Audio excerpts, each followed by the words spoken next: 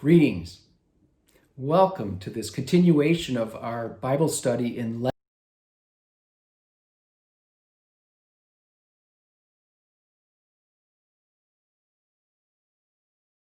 It will focus on chapters 1 and 2 in this work under the theme or title of The Portrait of the Prophet, from a whisper to a whirlwind. So 176 times in Jeremiah we read, "Thus says Yahweh." More than any other prophetic book, by far, is the claim for God's voice, God speaking. The whisper of God's Spirit from the great I Am comes the power for Jeremiah to speak truth to worldly power. The Hebrew meaning of the name Jeremiah is Yahweh exalts. But if his life is any reflection of that name, then please God, leave me low. Leave me in the shadows of the world, hovering in the background, holding my tongue from prophetic speech. For the life of Jeremiah was a tormented life, and yet a life so rich with meaning that others never understand. For 30 years, nobody listened, but for 2,700 years hence, we are still listening today. It has been said that human beings can live 30 days without food, 3 days without water, 3 minutes without oxygen, but not 3 seconds without meaning. Jeremiah's life and work were drenched in meaning, from which the resulting tree of truth produced a shade in which he never sat. Jeremiah's life was laid down, birthed to be the mouthpiece of God in a time of radical transformation, impending exile, deep destruction, so that God might again build and plant. Born into a priestly family, as we know them today, Jeremiah, though a 400-year descendant of that priest Abiathar, who was one of the 2 chief priests under King David, which was around 1010 to 970 BCE. Abiathar was a Levitical priest who had temple prominence during the time of the Judges, 1200 to 1000 BCE. But he came into contention with the other chief priest under David, Zadokite, who then founded the Zadokite priesthood, leading to a fight for priestly control of the royal religion in Jerusalem. Suffice it to say this: Jeremiah, as a descendant of Abiathar and the Levitical priesthood, some 400 years later, his strong criticism of the house of David is due in part to that heritage, giving fuel to the fire of Jeremiah's words, calling the people to return to the Mosaic theology, which had been derived from the older traditions of the Exodus from Egypt, the wilderness wanderings, the gift of the land of Canaan, and the covenant given at Sinai. Jeremiah called for restoration to faithfulness that will lead to God's transformation of the people, restoring God's sovereignty beyond the king, beyond the current political division and anguish. Jeremiah listens to God, faithfully bringing some settlement of the past, calling the people to radical change and a return to God, and offering guidance via poetic imagination and vision toward a future direction for the people. Hear this. Now the word of Yahweh, which is the breath, came to me, Jeremiah, saying, before I formed you in the womb, I knew you, and before you were born, I set you apart.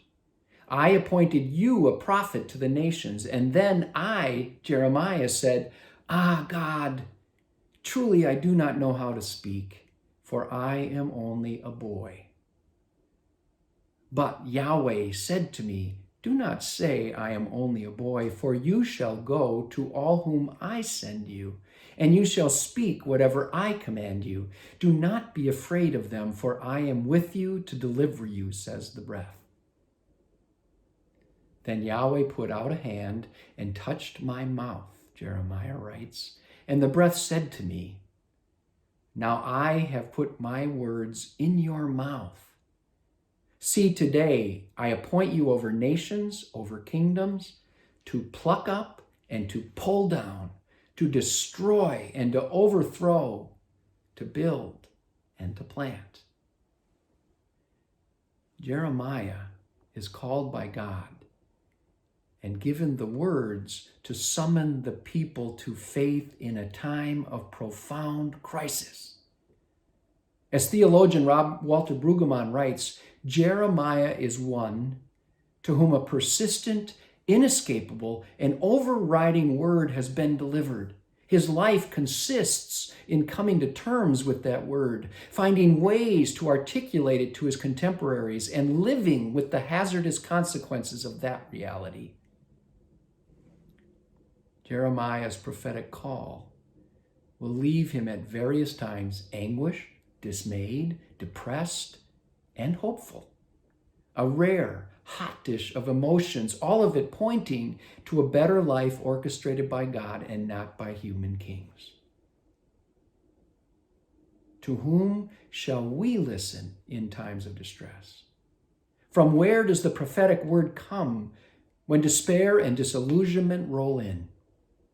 It seems to me that Jeremiah's work gives evidence to suffering, meaning one who has entered the pathos of God, where God's deepest pain becomes a catalyst for truth. It's there where we are to listen. The restlessness of the prophet cuts deep.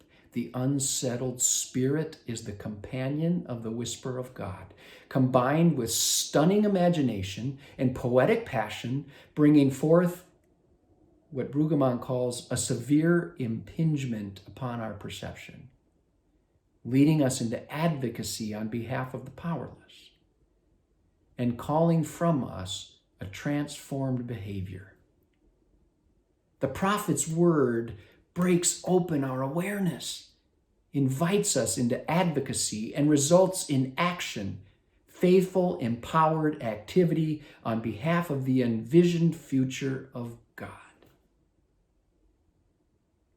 The prophet is sent to shatter old worlds, to break down the world we have held on to far too long, in order for God to continue giving beyond our wildest imaginations. Break down to build up, pluck in order to plant. So my question is, what is God destroying today that we need to acknowledge, confess, and even release in order for God to rebuild a better world?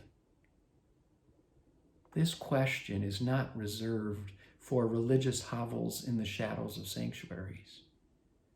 This question puts us right in the center of the town square, where the village meets across differences to imagine together a better future. The prophet stands at the center of the public square, a mouthpiece for truth we may not even want to hear. Thank you for listening. I look forward to more time together with you, delving deep into the words of our prophet Jeremiah about the future that God sees. God bless you.